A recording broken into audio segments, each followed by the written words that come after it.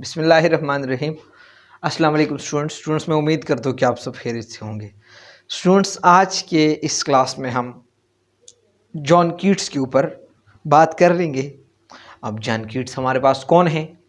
तो बेटा, ये आपको इल्म है कि हम रोमांटिक पोइट्स के ऊपर लेक्चर अपलोड करना शुरू कर चुके हैं और फिर हम द यंगर ग्रुप्स को शुरू कर चुके हैं। द यंगर ग्रुप में से ये लास्ट हमारे पास पोइट है जॉन कीट्स, जो कि बहुत ज़्यादा अहम पोइट है। ठीक है, तो शुरू करते हैं बेटा। जॉन कीट के बारे में याद रखिएगा बेटा, जॉन कीट जो है हमारे पास 1795 में पैदा हुआ। इन 1821 में उसका डेथ हुआ। तकरीबन जो है वो जो है तकरीबन 25 साल की एज पे, 25-26 साल की एज पे उसका डेथ हुआ। याद रखिएगा बेटा, क्रिटिक्स का कहना है कि कीट्स जैसा पेवर पोइट जो है वो रोमांटिक पोइट में से नहीं है। मतलब कीट वाहिद एक ऐसा पोइट है जो पेवर रोमांटिक पोइट है। मतलब ये है कि पोइट्री के अलावा उसका कोई काम ही नहीं था, उसको कुछ ही नहीं आता। उसका काम ही सिर्फ, उसका जितना ताकत, जितना पोटेंशियल जो है उसने सारा पोइट्री की तरफ उसने वो की। देखिए, अगर उसकी हम आम जिंदगी के बारे में हम बात कर ले तो देखिए, उसका वो बहुत ज़्यादा मुश्किलात से वो पास होता जा रहा था। नंबर 1 तो उसका जो है वो मैं आपको बताता चलूँ कि वो जब बच्चा था, छोटा था, तो उसका अब्बू जो है उसका डेथ हुआ जब वो सिर्फ 9 साल का था। फिर उसकी माँ की और उसका भाई जो था उसका भी टीबी से उसका भी डेथ हुआ। बिल्कुल छोटा बच्चा था कि वो डॉक्टर के साथ काम करने लगा, मेहनत करने लगा, उसका असिस्टेंट। फिर क्या हुआ, डॉक्टर के साथ हेल्प करते हुए करते करते उसको लगा कि इधर से मेरा गुजारा नहीं होता। और फिर जो है वो उसी टाइम पे स्पेंसर के फेरी क्वीन जो है, द फेरी क्वीन, आप लोग पढ़ चुके हो इसके बारे में, उसको रीड आउट करके उसका वो ध्यान जो है वो पोइट्री की तरफ मुड़ा। जब वो पोइट्री की तरफ उसका मुड़ा तो उसने पहला लॉन्ग पोम लिखा, एंडेमियन।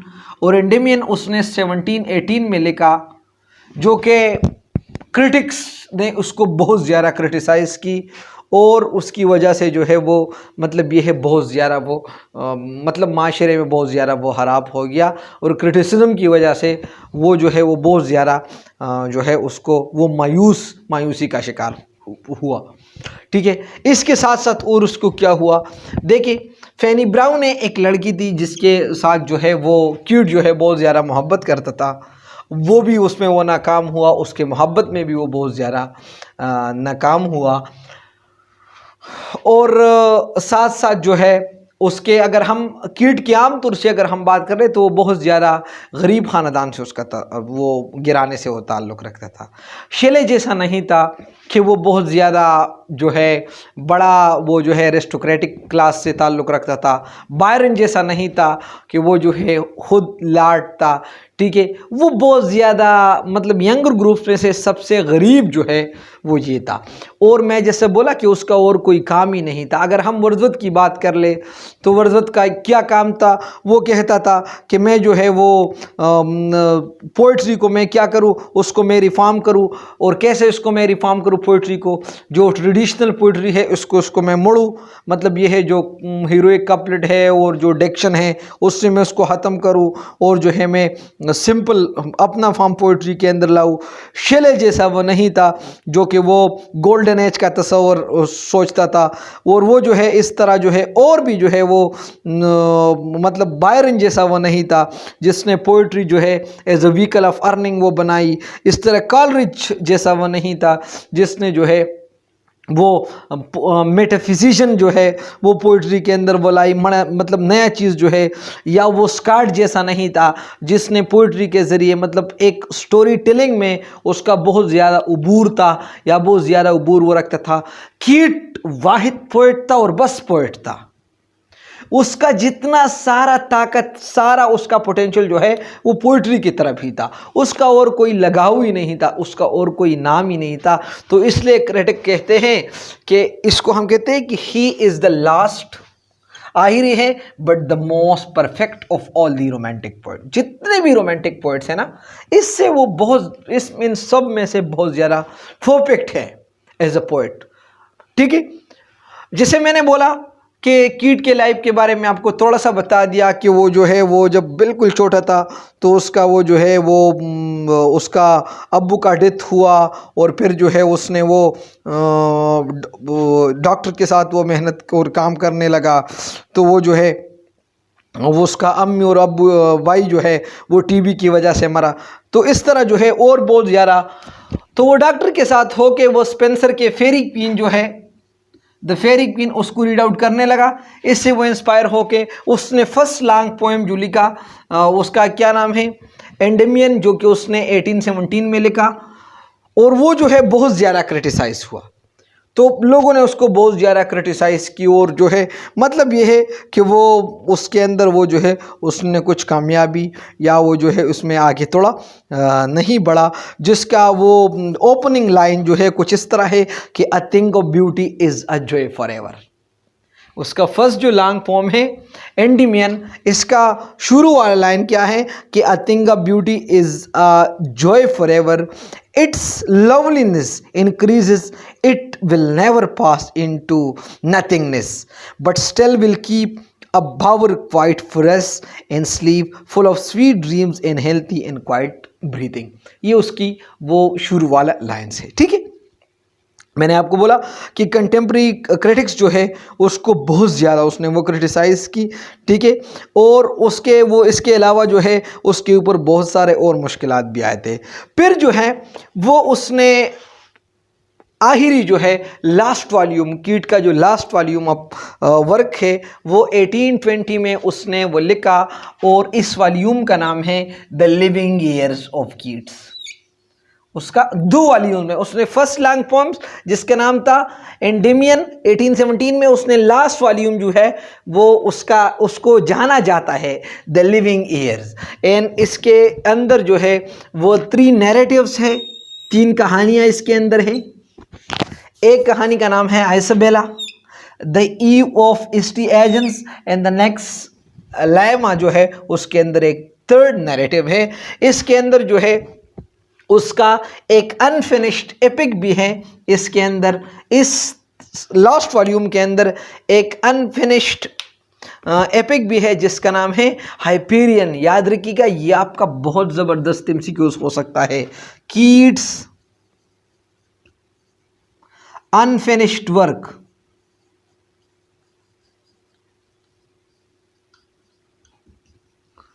इज डैश, तो इसके अंदर क्या आता है, हाइपेरियन। ये आपका बहुत ज़बरदस्त एमसीक्यूज है। जिस तरह मैं आपको बता चुका हूँ कि अक्सर जो है पेपर में ये क्वेश्चन ये भी आता है कि डैश पोइट का या राइटर का अनफिनिश वर्क कौन सा है, तो ये हमारे पास हाइपेरियन है। एंड इसके अंदर ओड्स भी है, चंद ओड्स है, la belle dame sans merci and few sonnets भी उसके अंदर मौजूद है। ठीक है, अब जो है ओड्स जो इसके अंदर है इनमें से हमारे पास, फिर मैं आपको बताता हूँ आइसबेला के बारे में, मैं आपको थोड़ा सा बताता हूँ मतलब ewe of Saint Agnes and lemma के बारे में भी मैं आपको बताता हूँ। चले पहले मैं आपके इसके बारे में बताता हूँ, फिर मैं ओड्स की तरफ आता हूँ। देखिए बेटा, हमारे पास ये जो कहानी मैं आपको बता दिया कि हमारे पास जो है आइसबेला है, तो आइसबेला जो है वो एक ट्रेजिक कहानी है, ट्रेजिक स्टोरी है, लव स्टोरी है आइसबेला एंड लोरेंजो का।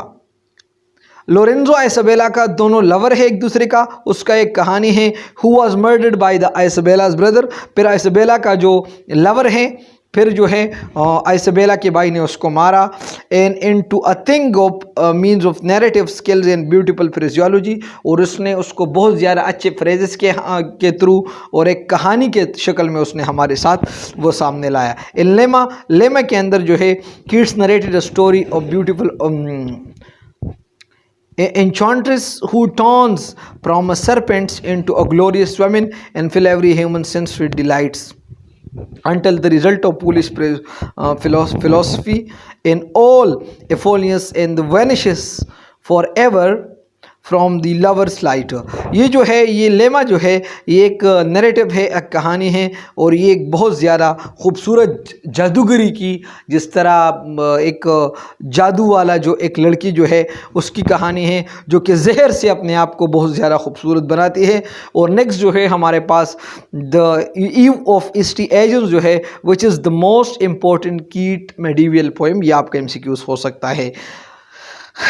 The eve of Saint Agnes which is the most perfect of the Keats medieval poems. ये बिल्कुल परफेक्ट है कीट्स की medieval. Is surprisingly beautiful is description. ये डिस्क्रिप्शन की वजह से, बयान की वजह बहुत ज़बरदस्त। फिर जो है हाइपीरियन, इसका जो अनफिनिश वर्क है, is a magnificent fragment deal with the overthrow of the titans of the young sun as Apollo.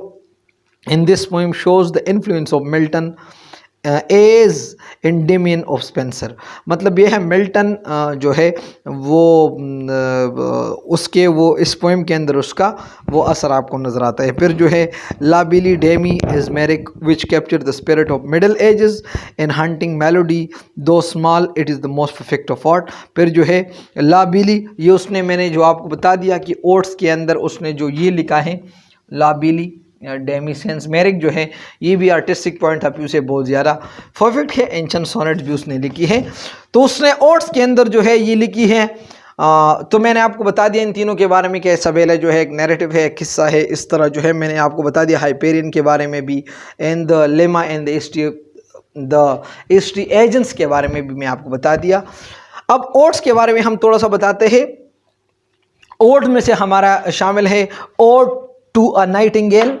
याद रखिएगा, ये आर्टिस्टिक पॉइंट ऑफ व्यू से ये जॉन कीट का एक मास्टरपीस है। ये आप नोट करते जाए आपके कि ओड टू द नाइटिंगेल ये जॉन कीट का मास्टरपीस है। Odd on a Grecian earn, ये जो है ये इस ओड के अंदर जॉन कीट का मोहब्बत, जॉन कीट जो है अपने मोहब्बत, अपने लव का इजहार करता है toward the Greek mythology. And next जो है वो an ode to in autumn जो है, ओड टू ऑटम जो है, वो इधर जो है उसने जॉन कीट ने नेचर को बहुत ज़्यादा ग्लोरीफाइड की है, उसकी बहुत ज़्यादा तारीफ़ें की हैं। ठीक है ना, किस में, जिसर जो है उसने अपने आप को साबित किया है कि I am a nature poet as well.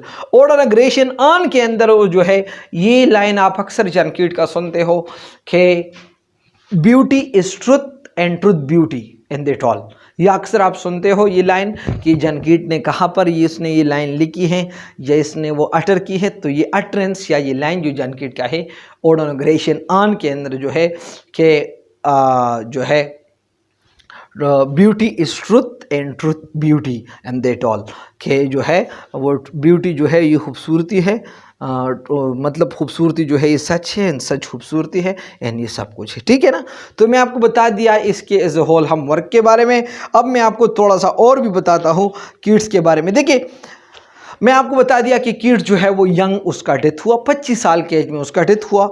अब 25 के अगर उसको ज़्यादा वक्त मिला तो ये यकीन से मैं कह सकता हूँ, क्रिटिक्स का कहना है कि इससे कोई ग्रेट राइटर नहीं होता। For a long time poetry was considered merely a sensuous having no depth of thought. बहुत ज़्यादा वक्त तक इसको ये कंसिडर किया जाता था कि कीट्स के पोइट्री के अंदर कोई डेप्थ नहीं है, बल्कि ये एक सरसरी पोइट्री है। लेकिन बाद में क्रिटिक्स ने जब इसको इंटरप्रेटेड की इसके पोएम को, तो उसको अंदाज़ा हुआ कि ये बड़ा जो है उसको मतलब ये है कि ये बड़ा अच्छे डिस्क्रिप्शन वाला पोइट्री है, एंड इसके अंदर मैच्योर थिंकिंग है, और साथ साथ जो है हर एक पोइट के अंदर एक रेगुलर डेवलपमेंट भी आता है। मतलब उसका एक पोएम जो है दूसरे पोएम से वो डेवलप होता जा रहा था। और साथ साथ जो है क्रिटिक्स का कहना है कि उसका वो जो है वो एस्केपिस्ट था, कीट जो था वो एस्केपिस्ट था।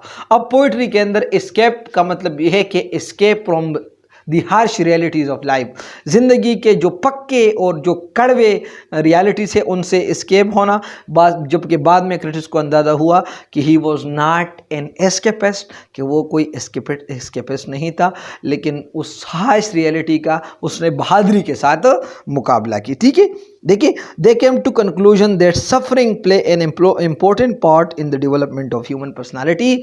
ये बहुत लिखी गई लाइन है, आप नोट भी कर सकते हैं कि दे केम टू नो, उसको इस बात का अंदाज़ा हुआ कि ही फेस ब्रेवली, कि उसने वो जो हार्सिलिटी है उसने उसको बहादुरी से उसका सामना की। And came to the conclusion, और इस नतीजे पे पहुंचे that suffering play an important part in the development of human personality. Suffering play an important part in the development of human personality. As a worshipper of beauty, उसको worshipper of beauty भी कहा जाता है। और इसका attitude जो है वो सिंशुअस से वो मुड़ के वो फिलोसॉफिक हो गए, ठीक है। और आखिर में जो है for him the proper role for poetry, उसके लिए कीट के लिए प्रॉपर रोल पोइट्री जो है टू बी अ फ्रेंड, कि आपने दोस्त बनना है, टू सूथ एंड केयर्स, कि आप तसल्ली दे लोगों को और आप जो है वो उसका केयर करें।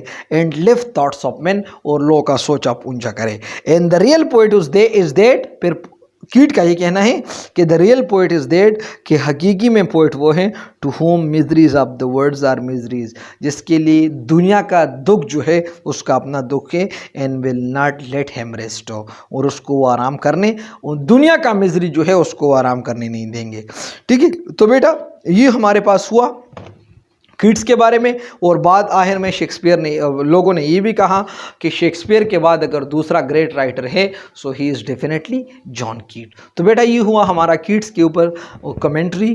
फिर भी जो है हमने तो कोशिश की कि हम उसके थॉरली इन्फॉर्मेशन आप तक पहुंचाए। फिर भी कोई सवाल आपका रहती है तो आप पूछ सकते हैं। डिस्क्रिप्शन में व्हाट्सएप नंबर भी आपको मिल सकता है, उधर भी आप बिल्कुल कमेंट बॉक्स में पूछ सकते हैं, वहाँ पर आप मैसेज कर सकते हैं। और इंशाल्लाह आप हमारे साथ रहे, आप लोग का ज़रूर फ़ायदा होगा। बेटा ये वक्त आए हैं कि इंसान चाँद पे कदम रख सकता है, हवाएं में उड़ सकता है। एक मामूली सा टेस्ट पास करना हमारे लिए कोई मुश्किल नहीं होगा। इसके लिए हो चाहिए अज़म, पक्का इरादा, और इंशाल्लाह कामयाबी आप लोगों का मुकद्दर होगी। तो बेटा थैंक यू वेरी मच, अल्लाह हाफिज़।